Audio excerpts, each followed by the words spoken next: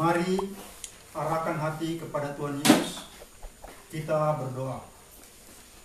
Bapa Surgawi, di dalam nama Tuhan Yesus, mengucap syukur kepadamu untuk saat sore hari ini. Kami berkumpul dalam roh. Jarak tidak jadi masalah. Engkau Tuhan menolong setiap kekasihmu dimanapun berada, kuduskan dan layakkan untuk saat sore hari ini, untuk firman-Mu dan juga untuk mujizat-Mu Tuhan. Berharap sangat belas kasihan-Mu, Engkau tolong dengar dan jawab mereka. Demikian segala kuasa yang berbeda, hamba-Mu tolak di dalam nama Yesus. Kuasa yang tidak digerakkan dan kuasa yang digerakkan orang, hamba-Mu hancurkan di dalam nama Yesus. Demikian hamba-Mu berdoa dan membuka pelayanan doa ini dalam nama Tuhan Yesus. Haleluya. Amin. Ya, saudara penonton, kemarin telah masuk dari kolom komentar dari Facebook Live di penghujung acara, dan saya sudah memberitahukan kepada Bapak Pendeta, dan Bapak Pendeta meminta tolong kepada saya untuk membacakannya dari Bapak Akun Bomex, dari akunnya Bapak Akun Bomex. Shalom Pak, mau tanya soal Yudas yang lagi rame sekarang. Apakah dia masuk surga atau neraka? Terima kasih Pak Pendeta. Ya, memang ini tidak pendek, ini memang panjang, ceritanya panjang. Karena ada aspek-aspek yang harus kita simak bersama. Ada aspek-aspek itu yang harus kita lihat dengan jelas. Tetapi inti jawabannya adalah sekarang, saat ini, Yudas tidak berada di sorga dan juga tidak ada di neraka. Kalau jawaban saya, sekarang Yudas tidak ada di sorga ataupun di neraka.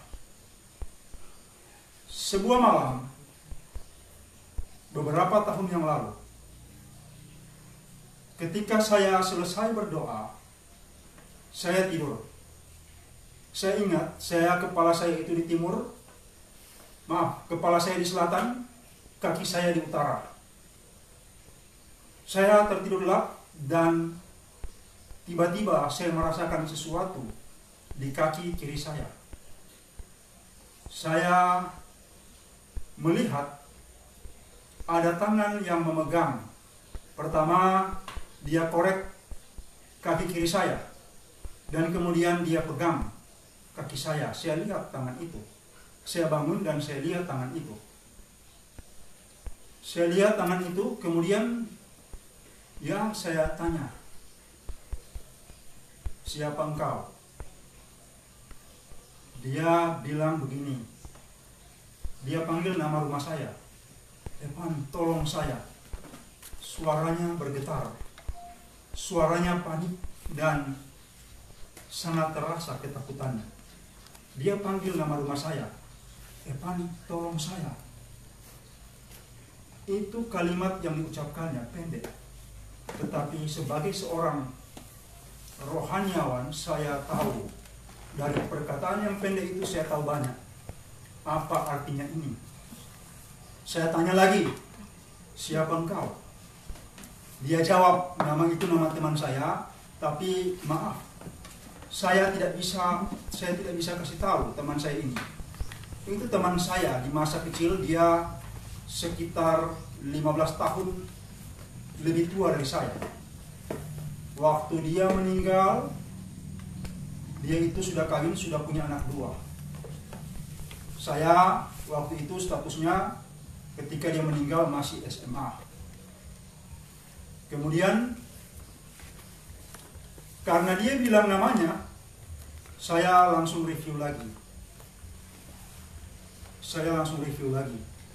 Dia ini semasa hidupnya, dia penyambung ayam. Dia suka sabung ayam Bangkok. Itu kalau di sini disebut ayam Bangkok. Dia suka sekali sabung ayam, bahkan dia pesan ayamnya itu langsung dari Bangkok. Dia pesan langsung dari Bangkok. Ayam-ayam impor yang dia pelihara, dan memang dia itu gudang ayam. Bahkan kalau saya boleh bicara, dia lebih sayang ayamnya dari anaknya. Kemudian kalau bicara dengan dia, baru belum sampai 5 menit, ada satu makian yang keluar dari mulutnya. Ada satu makian yang keluar dari mulutnya. Nah, saya mereview itu dan kemudian saya bingung bagaimana ini. Posisinya apa? Kesaksian roh kepada saya, dia itu jadi tawanan setan-setan, tawanan roh jahat, karena memang dia melayani mereka. Maksudnya, dia melayani roh makian. Dia hobi sekali memaki tiap 5 menit, paling kurang ada satu makian. Kalau dia sangat bersemangat, memakinya itu jadi banyak sekali. Kemudian dia suka sabung ayam, berjudi ayam. Bukan judi kartu, tapi judi ayam. Dan dia lebih sayang ayamnya dari anaknya. Suatu ketika di sore hari saya dengar dia telah meninggal dunia. Dia tidak ada lagi. Saya merenung, teman saya ini kemana? Puluhan tahun kemudian, di malam hari itu dia datang. Saya tahu, kalau roh arwah seperti dia itu datang, itu diluaskan Tuhan. Sebab kalau tidak diluaskan Tuhan, dia tidak boleh datang. Kejahatannya ini telah membuat dia ditawan oleh roh jahat itu. Di mana? Di bumi. Posisinya apa?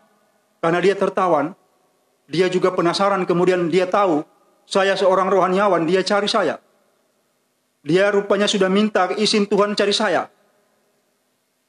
Dan saya bingung waktu itu, saya berdoa. Langsung saya duduk, saya pindah dari kamar ke ruang doa, saya berdoa, saya menyembah Tuhan lama sekali. Saya bilang, mau kemana ini teman saya ini? Oh Tuhan tolong. Saya bingung juga, dia minta tolong. Dia ditawan roh jahat. Karena kejahatannya, karena dosanya itu, dia ditawan roh jahat. Ya kalau dibanding dengan Yudas, kejahatannya ini sebenarnya ujung kuku. Kalau Yudas itu kaliber. Tuhan saja dia jual. Tuhan saja dia jual. Jadi ini, teman saya ini meminta tolong. Dan saya harus merespon itu. Karena saya sebagai rohaniawan saya lihat. Di mana posisinya yang tepat ini ya. Dia kemana? Ke surga tidak mungkin. Ke neraka dan surga belum waktunya.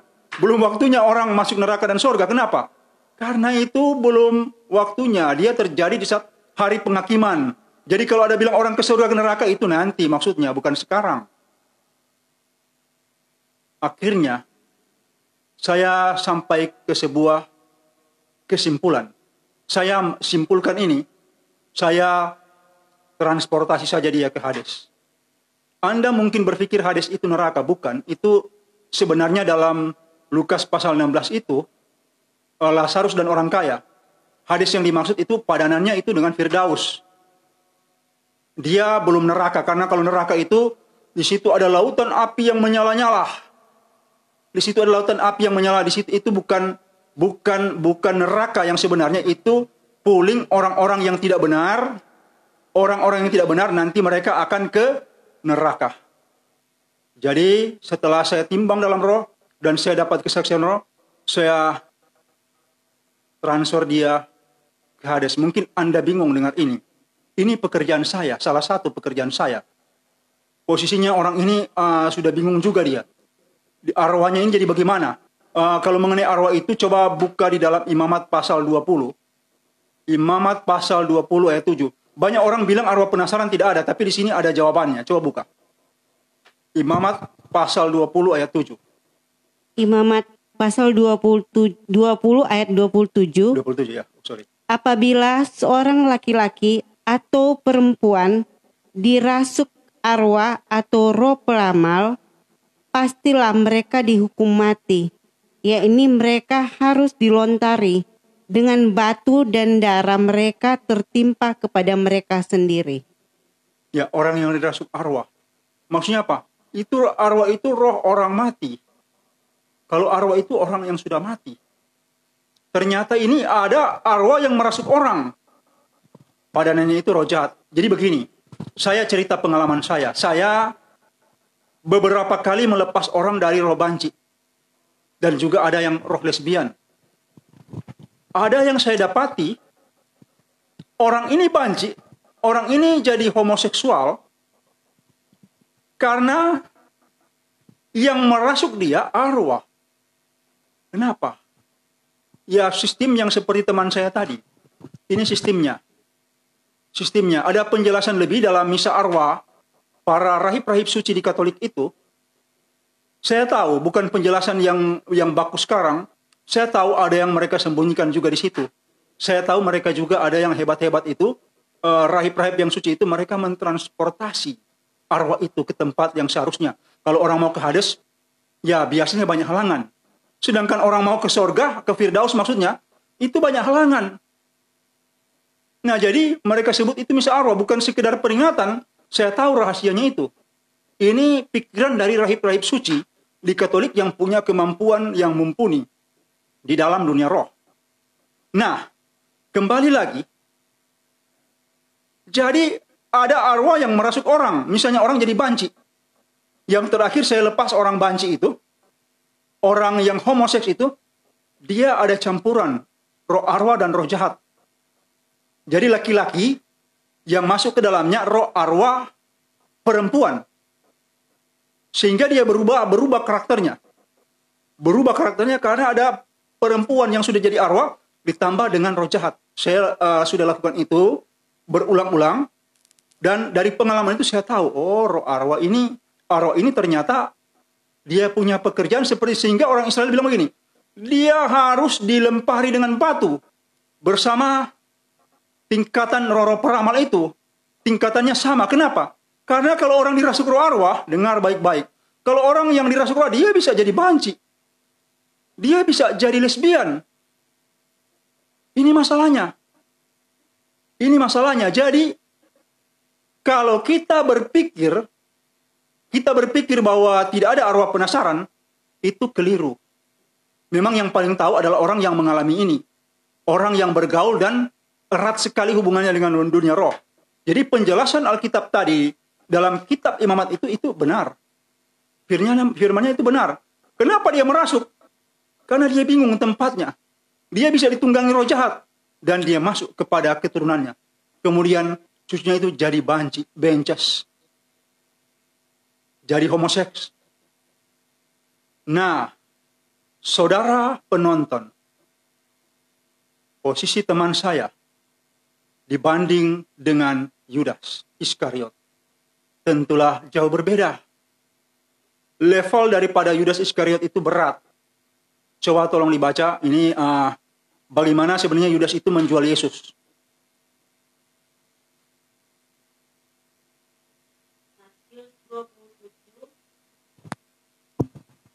Ayat 3-5. Pada waktu Yudas yang menyerahkan dia melihat bahwa Yesus telah dijatuhi hukuman mati, menyesallah dia. Lalu ia mengembalikan uang yang 30 perak itu kepada imam-imam, kepala dan tua-tua, dan berkata, "Aku telah berdosa karena menyerahkan darah orang yang tak bersalah." Tetapi jawab mereka, "Apa urusan kami dengan itu? Itu urusanmu sendiri." Maka ia pun melemparkan uang perak itu ke dalam bait suci, lalu pergi dari situ dan menggantung diri. Ya. Jadi, saudara penonton, masalah Yudas ini, dia ini kalau jabatan ini bendahara, dia itu hobi untuk korupsi, mencuri uang. Uang-uang yang dipersembahkan orang untuk pelayanan Tuhan Yesus, dia sering curi. Kalau sekarang itu dibilang korupsi. Kalau kita di hukum Indonesia itu, dia ini kena karena dia korupsi. Kemudian, karena ini uang-uang kecil, dia nggak puas. Dia ingin mainan yang besar. Dan dia terjebak di peristiwa ini. 30 keping uang perak. Dijualnya Yesus. Tuhan, gurunya, itu dia jual dengan 30 keping uang perak. Kalau di bagian selanjutnya dia menyesal. Jadi Yudas ini menyesal. Dia tidak tahu bahwa akibat perbuatannya ini mengakibatkan Yesus dihukum mati. Ini Yudas tidak duga. kalau dia menjual Yesus mengakibatkan Tuhan Yesus dihukum mati. Nah ini dia menyesal. Di situ dia mau kembalikan tapi mereka tidak terima. Mereka bilang itu urusannya dia. Dia melempar uang itu di bait Allah dan dia pergi menggantung diri. Kenapa? Karena dia rasa itulah yang layak dia gantung diri mati. Dia menyesal dan dia merasa itu juga tidak layak dia menerima apa-apa. Tidak layak dia menerima bagian sebagai rasul. Dan dia gantung diri. Sebenarnya kalau orang gantung diri, saya tidak bilang sering, ada beberapa orang yang memang mau menggantung diri. Saya periksa lagi, memang itu ada roh jahat. Roh jahat yang namanya roh gantung diri. Nah, karena kejahatan Yudas itu besar, kalau Tuhan Yesus ajar itu kan kepada para rasul diajar, kepada kita diajar, itu kan akar segala kejahatan cinta uang ya. Tolong dibuka itu.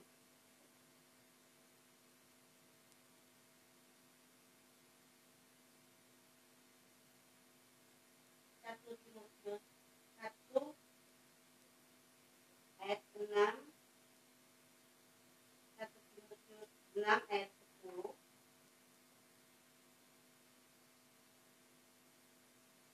Berbunyi,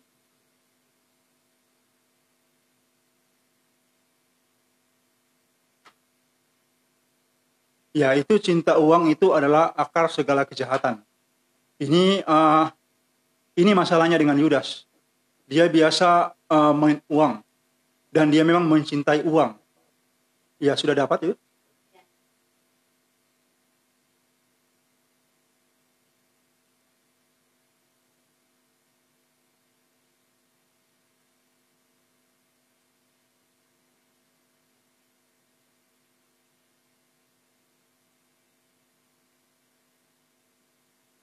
Ya, silakan.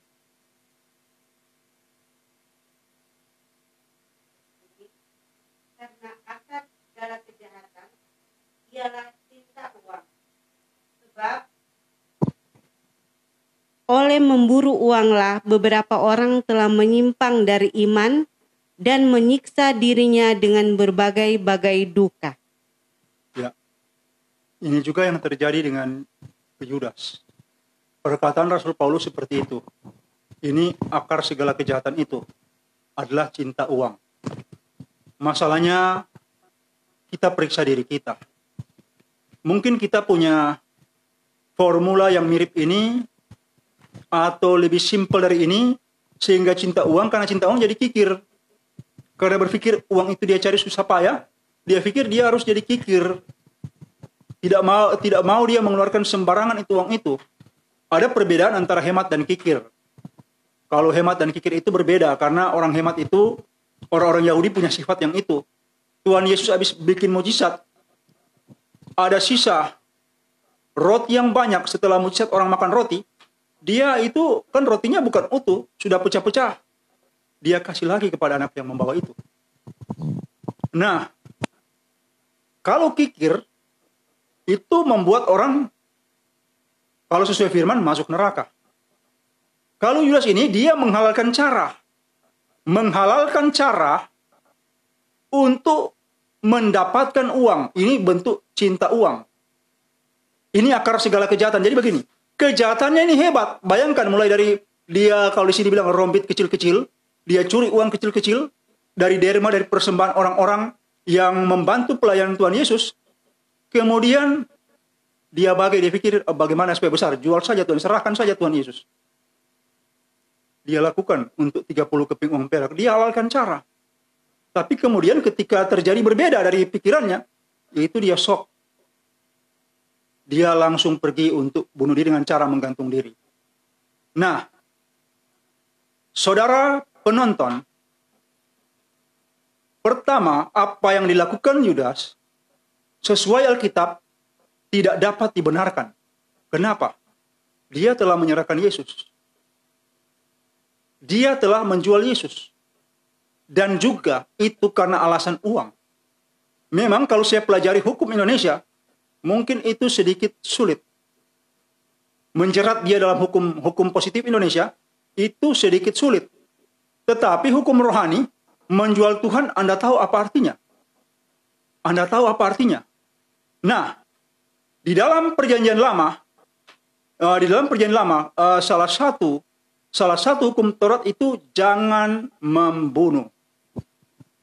Nah, orang mungkin tafsir itu membunuh orang, sesama orang. Tetapi itu juga termasuk membunuh diri sendiri. Nah, kita berpikir bahwa kalau orang itu membunuh diri sendiri, itu kan masalahnya jadi tidak benar. Kenapa?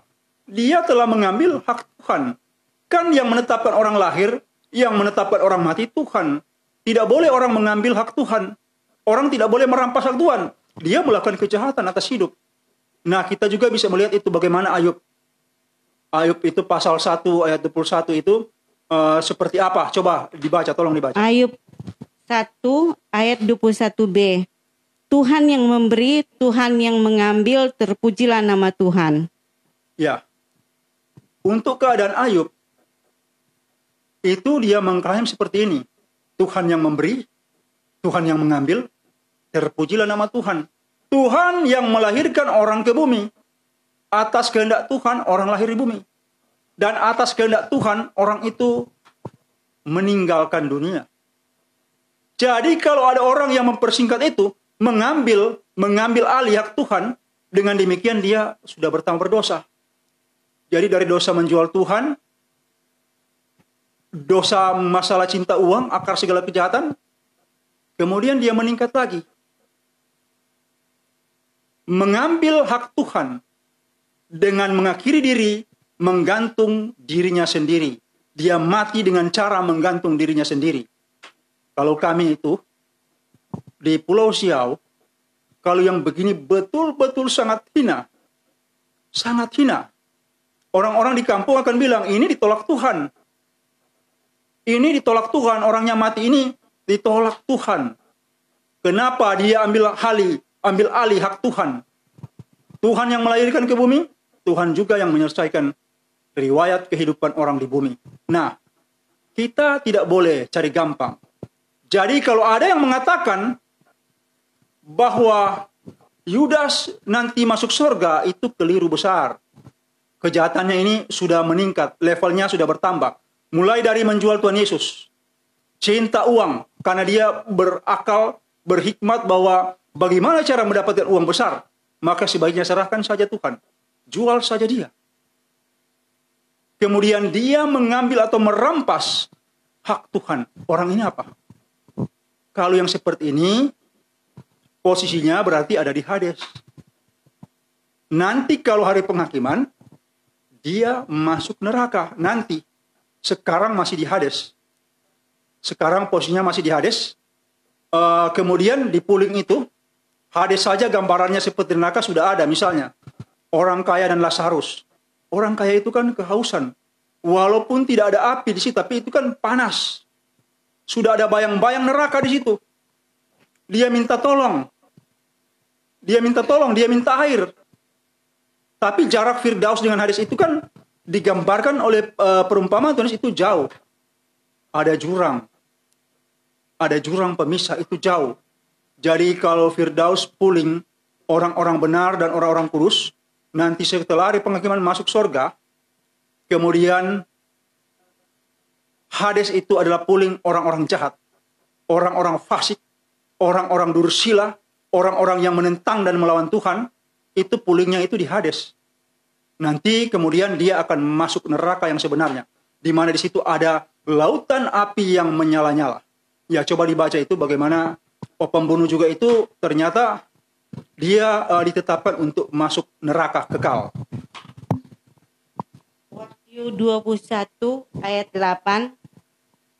Tetapi orang-orang penakut, orang-orang yang tidak percaya, orang-orang keji, orang-orang pembunuh, orang-orang sundal, tukang-tukang sihir, penyembah-penyembah berhala, dan semua pendusta, mereka akan mendapat bagian mereka di dalam lautan yang menyala-nyala oleh api dan belerang. Inilah kematian yang kedua. Ya, ini neraka yang sebenarnya ini. Jadi ada lautan api dan belerang itu. Api yang menyala-nyala yang tidak terpadamkan. Bayangkan kalau orang masuk siksanya. Dan ternyata di situ ada juga pembunuh. Pertama orang yang membunuh orang. Mungkin kalau orang membunuh orang masih ada kesempatan dia bertobat. Tapi kalau orang bunuh diri, kan tidak ada lagi kesempatan. Dia sudah mati, bagaimana dia kesempatan bertobat? Tidak ada lagi kesempatan bertobat.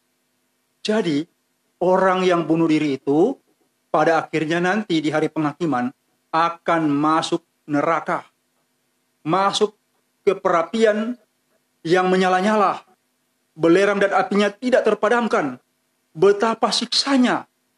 Teman saya punya nasib, nanti juga akan begitu. Tapi oleh hikmat roh saya harus dia transportasi saja ke Hades. Melintas sajalah. Karena keadaan ibu dia takut. Habis begini. Saya lupa tadi mengatakan bahwa orang ini waktu hidup takut setan.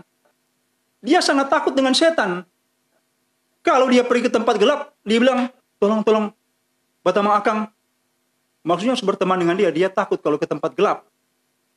Nah, waktu hidup di bumi, mungkin dia tidak lihat setan. Hanya bayangan tentang setan.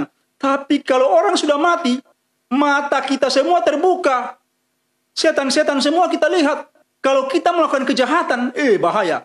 Jadi tawanan setan. Hidup di bumi ini berapa tahun sih?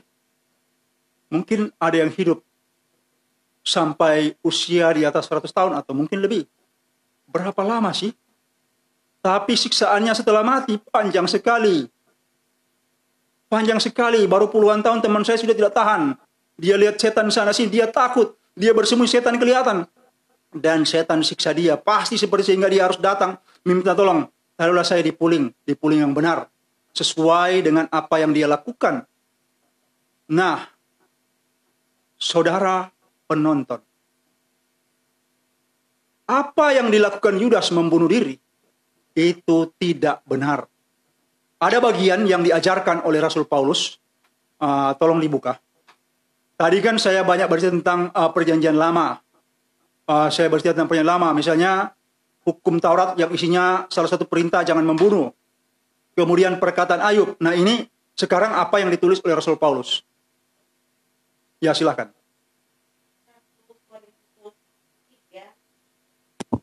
1 Korintus 3 ayat 16 sampai 17. Tidak tahukah kamu bahwa kamu adalah bait Allah dan bahwa roh Allah diam di dalam kamu? Jika ada orang yang membinasakan bait Allah, maka Allah akan membinasakan dia. Sebab bait Allah adalah kudus dan bait Allah itu ialah kamu. Tulisan ini keras sekali. Di dalam diri kita itu ada bait Allah. Roh Allah tinggal dalam kita. Di hati kita. Itu harus dijaga, dipelihara. Kalau orang melakukan kejahatan, misalnya dia membunuh, termasuk bunuh diri. Bunuh diri itu kan ada banyak. Ada yang tembak kepalanya dengan pistol. Ada yang sendiri potong kepalanya atau tikam perutnya. Kan seperti itu.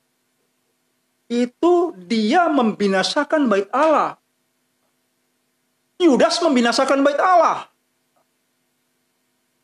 Orang sundal itu juga membinasakan bait Allah. Penyihir membinasakan bait Allah. Kenapa? Yang mereka lakukan hal yang gelap. Hati-hati orang yang melayani keinginan hasratnya untuk judi. Hasratnya untuk seks. Pornografi. Pornomaniak. Banci. Lesbian. Hati-hati. Itu berarti engkau sedang membinasakan bait Allah. Karena tidak ada orang sundal. Tidak ada penyihir. Tidak ada pembunuh. Tidak ada orang banci. Di dalam sorga tidak ada orang seperti itu. Sorga berisi orang kudus. Bait Allah itu kudus. Allah berjanji akan membinasakan orang yang membinasakan bait Allah. Mulai membunuh orang, termasuk juga bunuh diri sendiri. Jadi oleh Alkitab kita, bunuh diri tidak benar. Yudas adalah salah satu oknum orang yang melakukan bunuh diri itu. Ada beberapa lagi yang lain. Tapi kan bahasan kita ini Yudas. Yudas itu membunuh diri dengan cara gantung diri. Itu salah. Itu juga dosa yang keempat, membinasakan bait Allah di dalam dirinya. Dengar, dia mulai dengan menjual Yesus. Karena sebelumnya dia biasa mencari uang gampang dengan mencuri dari perbandaran uang-uang orang-orang yang menyumbang untuk pelayanan Tuhan Yesus. Dari menjual Tuhan, dia kan meningkat. Kenapa? Kenapa dia bisa menjual Tuhan? Karena dia cinta uang. Yang kedua. Yang ketiga, dia ambil alih hak Tuhan. Tuhan yang memberi, Tuhan yang mengambil. Itu kata Ayub. Dia ambil alih mengakhiri hidupnya dengan cara gantung diri. Dia merampas hak Tuhan. Itu 3. Dan yang keempat, bukankah dia rasul? Bukankah jawatannya rasul? Kenapa dia bunuh dengan cara menggantung diri? Karena kejahatannya ini hebat. Dia sebelumnya telah membinasakan bait Allah. Ada penyesalan akhir tapi sudah tidak berguna. Dia telah menyelesaikan hidupnya. Tidak ada lagi kesempatan. Nah, yang layak bagi orang seperti Yudas itu hari ini di Hades, di terminal, atau di puling orang-orang jahat. Yang gambarannya juga ada yang katakan itu neraka yang pertama. Oke, sah-sah saja itu. Silakan. Kemudian nantinya di saat penghakiman, dia itu ada di neraka, di mana apinya menyala. Lautan api dan belerang yang tidak terpadamkan. Betapa siksanya. Api di dunia ini kalah panas dengan api yang di neraka. Suhu saja udara ini sudah 37 derajat Celcius. Kita itu sudah kepanasan, gerah, hampir tidak tahan. Apalagi kalau taruh tangan Anda di api. Gimana rasanya? Atau api neraka, bagaimana rasanya? Itu sangat panas. Lebih panas dari perapian yang menyala di masa di kitab Daniel itu, di mana dia memanggang Sadrak, Mesak, Abednego. Oleh perintah raja, mereka bertiga itu masuk ke perapian yang menyala. Itu masih lebih panas dari itu. Algojo yang membawa mereka itu sampai mati karena panasnya api itu. Dan api neraka masih jauh lebih panas dari itu. Berhentilah melakukan kejahatan. Engkau mungkin pendeta, tetapi terlibat dengan pornografi. Engkau mungkin mengaku hamba Tuhan, tetapi melakukan kejahatan serius. Yudas, mantan rasul itu, yang posisinya digantikan Matias, adalah pelaku kejahatan. Dan memang banyak di gereja ini, banyak gugatan di pengadilan yang saya periksa, itu banyak pendeta yang digugat karena mereka melakukan kejahatan. Saya kira Anda yang awam, coba tolong lihat. Periksa diri kita. Saya melatih diri saya untuk menjadi peka dengan Tuhan. Dan berusaha sungguh masuk ke dunia roh. Masuk ke dunia roh. Dan kemudian melakukan pekerjaan yang Tuhan tetapkan saya lakukan. Saya pelaku. Bukan hanya teori, tetapi orang yang mengalami Tuhan dan menjalankan tugas rohani untuk itu. Kesembuhan, pelepasan, itu hanya satu bagian. Banyak hal yang lain yang ditugaskan Tuhan kepada saya, yang saya juga harus kerjakan yang tidak dilihat orang. Nah, saudara penonton, Anda juga yang sudah punya bahasa roh, yang telah menerima karunia Roh Kudus, bangkitkan dan kobarkan karunia Anda. Kobarkan karunia Anda, agar Anda bertumbuh dan bertambah, dan siap dipakai Tuhan. Tuhan memberkati. Amin.